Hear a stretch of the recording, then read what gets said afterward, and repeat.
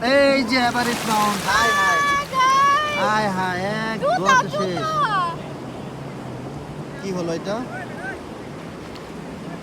এত কষ্ট করে এই যে মিম, এই যে কি বানিয়েছে, পাহাড়ের মতো বানিয়েছে। এটা দেখবো, এটা তুমি কতটুকু দিতে পারো, দাঁড়াও। ও অনেকবার এটা বানানোর চেষ্টা করেছে, বাট কিছুক্ষণ পর পর ঢেউ এসে এটা ভেঙে দেয়। হ্যাঁ, আচ্ছা, তুমি আবার দেখি কতটুকু বানাও। অনেক কষ্ট করে বানিয়েছে।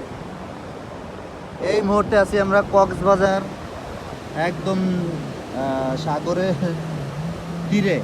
এইখানে অনেক দোকান আছে খাবার বিক্রি করে, কিন্তু আমি এসে দেখলাম যে এখানে কোনো বালু উড়ে না। এটা সব থেকে ভালো একটা দিক। এখানে বালু উড়ে না। হ্যাঁ, এখানের বালু উড়ে না। এই জায়গাটা হচ্ছে মানে বালু, একটা বালু আমার মনে হয় না যে উড়ে। আমি দেখলাম, দেখা যাচ্ছে না, বাট বোঝা যায় যেখানে খাবারগুলো আমরা খেয়েছি, বাট ওইভাবে কোনো বালু পাইনি খাবারের মতো। এটা তো আল্লাহ তাআলার একটা অশেষ রহমত। যে কক্সবাজার যখন আসবেন আপনাদেরকে কিছু ইনফরমেশন দেই। এখানে এত পরিমাণ হকার, মানে হকারের কারণে আপনি বিরক্ত হয়ে যাবেন। প্রচুর হকার। এটা আমি কক্সবাজারের যারা সাগর পাড়ে যারা ম্যানেজমেন্ট দায়িত্বে আছে, আমি তাদেরকে উদ্দেশ্যে বলতেছি। জানিও আমার এই ভিডিওটা এত দূর পৌঁছাবে না, বাট এই যে Everest Mount, high high high high, এক গত শেষ। কি হলো এটা? এত কষ্ট করে বানিয়েছে, দেখেন সবগুলো একদম নিয়ে গেছে। সব এখন এই জুতা যদি আমি না ধরি, তাহলে জুতা একটা খুঁজে পাওয়া যাবে না। একটাও পাওয়া যাবে না। দেখেন, এই তুমি কি করলে এত কষ্ট করে?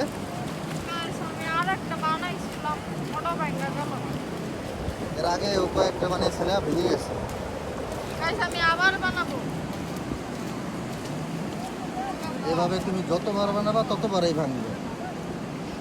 আর একটা ইনফরমেশন দেই আপনাদের, সেটা হচ্ছে কক্সবাজারে এত পরিমাণ হকার, মানে আপনি চিন্তাও করতে পারবেন না।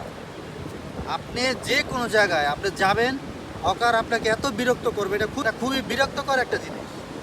আমরা দেখেন ওইখানে হচ্ছে সুগন্ধা বীচ, আমরা অনেক দূর এসে আমরা এক জায়গায় বসে রয়েছি।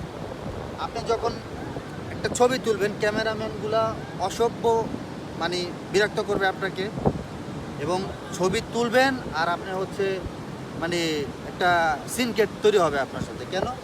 আপনি ধরেন ছবি নিলেন, আপনি 20টা ছবি নেবেন। আপনি এক্সাম্পল, আপনার একটার পর একটা ছবি তোলার সময় ক্লিক করতেই থাকবে। কারণ কেন? এটা নিয়ে আপনাকে 3, 4, 500 ছবি তুলবেও। এরপর আপনি যখন এখান থেকে 20টা ছবি সিলেক্ট করবেন, আপনি একটা একটা করে দেখাবে, এটা ভালো, এটা ভালো, এটা ভালো। ওরা কি করে, আপনি যখন ছবি বাছাই করার সময় ওরা হচ্ছে আপনার বাটনটা চাপ দিয়ে ধরে, যে কারণে একসাথে দেখা যাচ্ছে যে 20-25টা ছবি একসাথে ঢুকে যায়, আপনি বুঝতে পারবেন না। তো এটা খুব খারাপ একটা জিনিস। আপনি ছবি নেবেন 20টা ছবি, আপনাকে 300 ছবি নিতে বলবে, 400 ছবি নিতে বলবে। প্রথমে নেওয়ার সময় বলবে যে আপনার যে কটা ভালো লাগে, 5টা ভালো লাগলে 5টা নেবেন, 10টা ভালো লাগে 10টা নেবেন।